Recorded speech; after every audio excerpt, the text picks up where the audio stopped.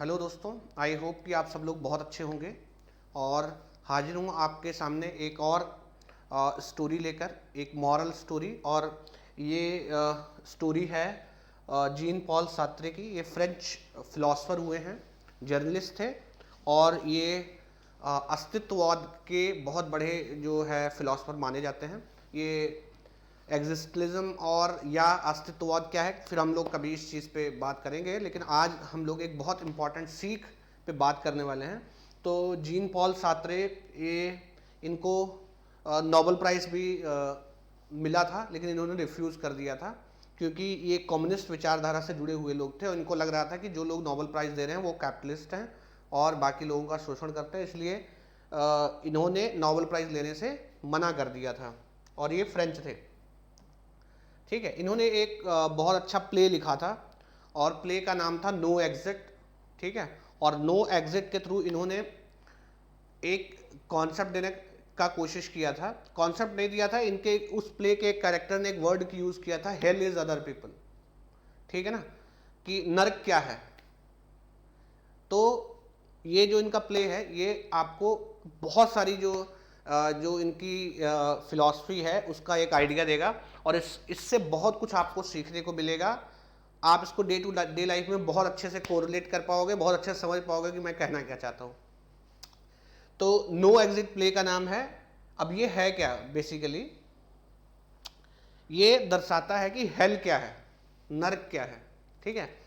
तो बेसिकली इन्होंने ये तीन कैरेक्टर हैं, गार्सिन, आप किसी भी एक को समझ लो, एवेंज और एसल, ठीक है।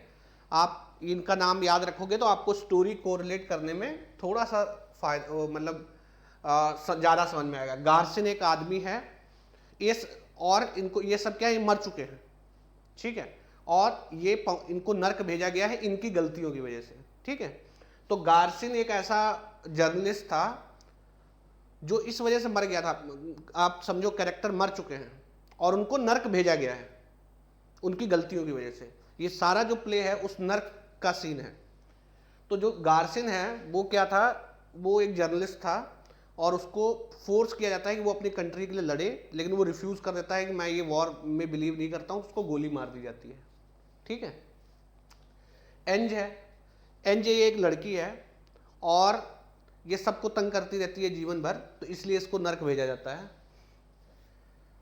एसल है, एसल का क्या है, ये अपने क्या नाम है, बॉयफ्रेंड को चीट करती है और उसके बच्चे को मार देती है, तो इस वजह से इसको नर्क भेजा जाता है। मतलब दो लड़कियां हैं, एक लड़का कैरेक्टर है, ठीक है।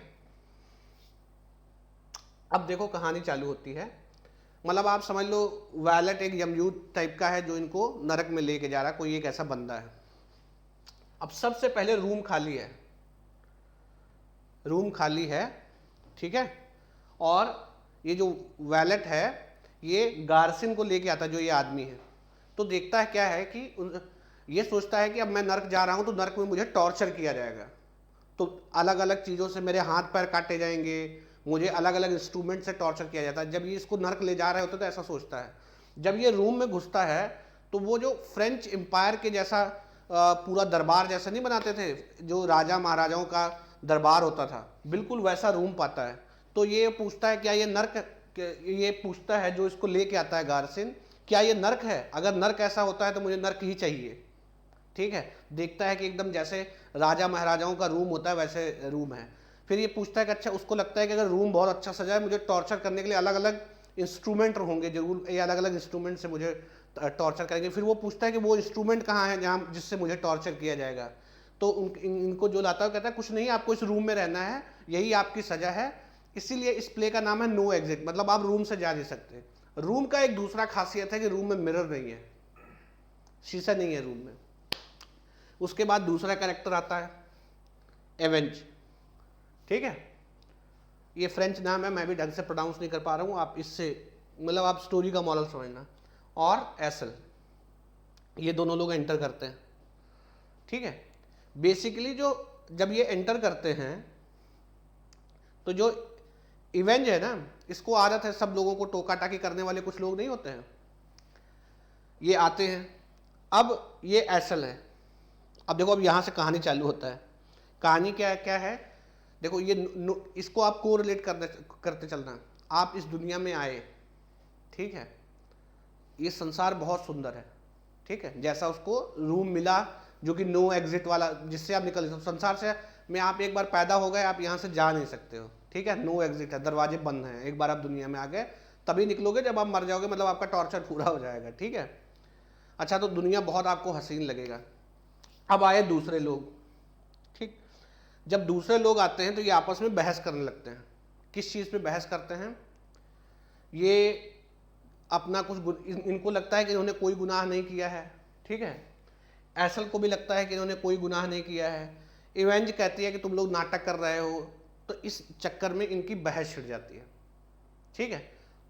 तब इनको थोड़ी देर बाद जब ये लड़ने लगते हैं तब इनको ये एहसास होता है कि हम तीनों को एक साथ इसलिए रखा गया है क्योंकि वही हमको टॉर्चर करने का तरीका है। मतलब आप समझ रहे हो? अच्छा, फिर क्या होता है? एसल को लिपस्टिक लगाना होता है। अब मिरर तो है नहीं रूम में, तो वो जो ये दूसरी लड़की है ये इससे एसल से कहती है कि आप ऐसा करो, मेरी आंखों में देख लो और मेरी आंखों में देख के आप क्या नाम है लिपस्टिक लगा लो, मेरी आंखें आपके लिए शीशे का काम करेंगी, ठीक है। अब देखो कहानी का ये लव ट्रायंगल कैसा है। इवेंज एसल को प्यार करती है, ठीक, एसल गार्सन से प्यार करता है, ठीक है, करती है मतलब, और ये किसी से प्यार नहीं करता है। अब आप समझो, इसका अट्रैक्शन, एवेंज का अट्रैक्शन एसल के लिए है, एसल का अट्रैक्शन गार्सन के लिए है, गार्सन का अट्रैक्शन किसी के लिए नहीं है। जब ये होता है, एवेंज इसको ऑफर करती है एसल को कि तुम मेरी आंखों में देख के क्या नाम है लिपस्टिक लगा दो, तो कहते हैं नहीं नहीं, ऐसा मेरे लिए गार्सन करे तो वो ज़्यादा अच्छा है, ठीक है ना, और मैं गार्सन की आंखों में देख के लिपस्टिक लगाऊंगी। इसको गुस्सा आ जाता है, इनकी लड़ाई चालू हो जाती है। अब इनको लिपस्टिक लगाना है, ठीक है ना। अब इनको नहीं पता है कि ये कैसे दिख रही है, अच्छी है बुरी है। जीवन भी एक ऐसा ही है। आपको मतलब मिरर नहीं होने का मतलब क्या है? इस दुनिया में मिरर है, आप अपना फेस देख के फेस देख के अच्छा चमका सकते हो, लेकिन आपको अच्छा व्यक्तित्व आपके हाथ में नहीं है। उसके लिए आपको दूसरों को एक्सेप्टेंस चाहिए। अब सोचो, एक आदमी बहुत अच्छा है, वो तब बहुत अच्छा है जब उसको आसपास वाले लोग बहुत अच्छा बोले। मतलब आपका कैरेक्टर अच्छा है या नहीं है, ये देखने के लिए कोई मिरर नहीं है, ये देखने के लिए आसपास के लोग हैं। वो आपके कैरेक्टर को अच्छा भी बता सकते हैं और वो आपके कैरेक्टर को बुरा भी बता सकते हैं। फॉर एग्जाम्पल, मैं छोटा सा आपको एग्जाम्पल दे देता हूँ। आप इंडिया में एक लड़की के साथ घूम रहे हैं और आप समझ लो एक छोटे से टाउन में हैं। आपको बोला जाएगा आप एक नंबर के लफंगे और घूमते रहते हो। वही काम आप न्यूयॉर्क में कर रहे हो, कोई पूछेगा भी नहीं। मतलब सेम काम, प्लेस चेंज होने पर उसका जो मॉरल है वो बदल गया। मतलब इंडिया के छोटे से टाउन में तुम लड़की के साथ घूम रहे हो, तुमको लफंगा कहा जाएगा। न्यूयॉर्क में ये कल्चर नहीं है। मतलब आपका व्यक्तित्व कैसा है ये हमेशा जज दूसरा करता है। मतलब हम क्या चाहते हैं, हम दूसरों की नज़र में अच्छा बने।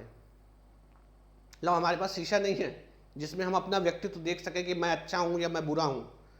मुझे ये एक्सेप्टेंस सोसाइटी से चाहिए। स्टूडेंट टीचर्स की नज़र में अच्छा बनना चाहता है, टीचर स्टूडेंट की नज़र में अच्छा बनना चाहता है, जो बच्चा है वो अपने बाप के नज़र में अच्छा बनना चाहता है, बाप जो है वो बच्चे की नज़र में अच्छा बनना चाहता है, जो एम्प्लॉय है वो बॉस की नज़र में अच्छा बनना चाहता है, बॉस जो है वो अपने बॉस के चक्कर में नज़र में अच्छा बनना चाहता है, और जो ऊपर मैनेजमेंट बैठा हो सकता है उस सबकी नज़र में अच्छा बनना चाहता है। मतलब हम कॉन्स्टेंटली दूसरे के द्वारा जज किए जा रहे हैं। हम अच्छे हैं या बुरे हैं, जो हमारा व्यक्तित्व है उसके लिए हमें कॉन्स्टेंटली दूसरे लोग जज कर रहे हैं।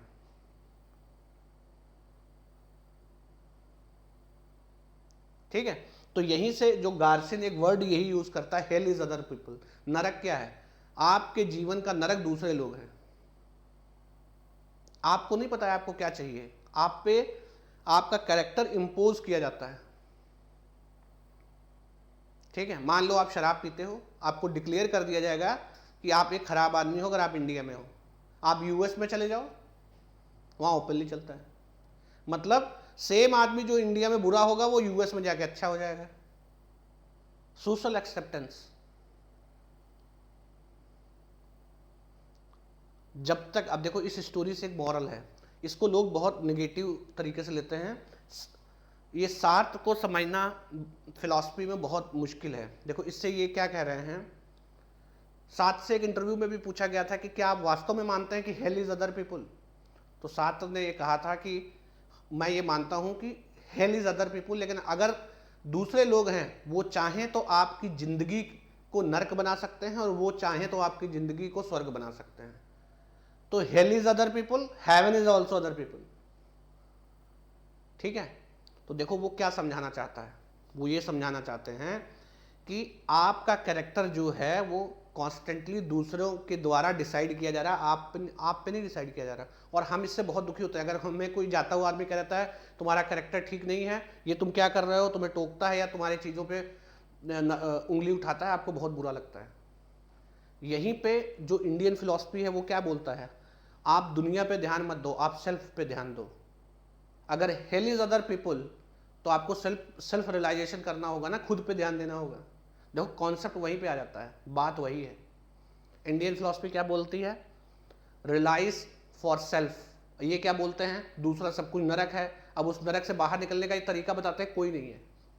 देखो इंडियन फिलॉसफी और वेस्टर्न फिलॉसफी का एक डिफरेंस है, वेस्टर्न फिलॉसफी हमेशा आउटवर्ड दिखती है और इंडियन फिलॉसफी हमेशा इनवर्ड दिखती है।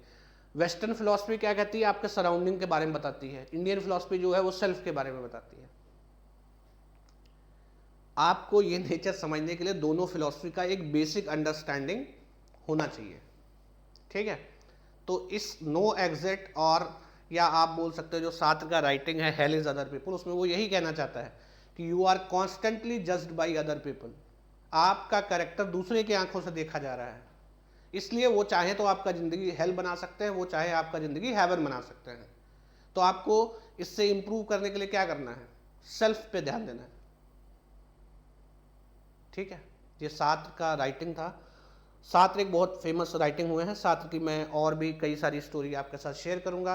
आई होप कि ये जो आपको कॉन्सेप्ट है, जो इन्होंने ये अस्तित्ववाद के जो राइटर हैं इन्होंने ये लिखा है, तो ये आपको समझ में आया होगा कि ये क्या कहना चाहते हैं कि जो ये ज़िंदगी है ना, ये बहुत, जो हम इस दुनिया में आए हैं ये बहुत खूबसूरत है, लेकिन हम क्योंकि सोशल एक्सेप्टेंस चाहते हैं, दूसरों की नज़रों में अच्छा बनना चाहते हैं, इसलिए हमने अपने जीवन को नरक बना लिया, जिसके लिए कहा गया हेल इज अदर पीपल।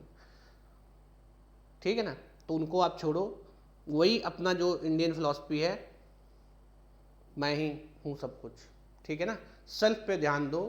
अगर आप सेल्फ पे ध्यान दोगे, ठीक है ना, तो आप इम्प्रूव कर सकते हो, आप खुद को बेटर बना सकते हो।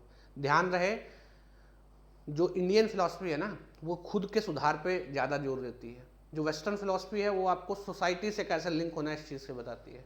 ठीक है, मैं और सारी ऐसी फिलॉसफी की बहुत सारी जो इंटरेस्टिंग चीज़ें हैं वो आपके साथ शेयर करूँगा फ्यूचर में। Till then bye bye, take care.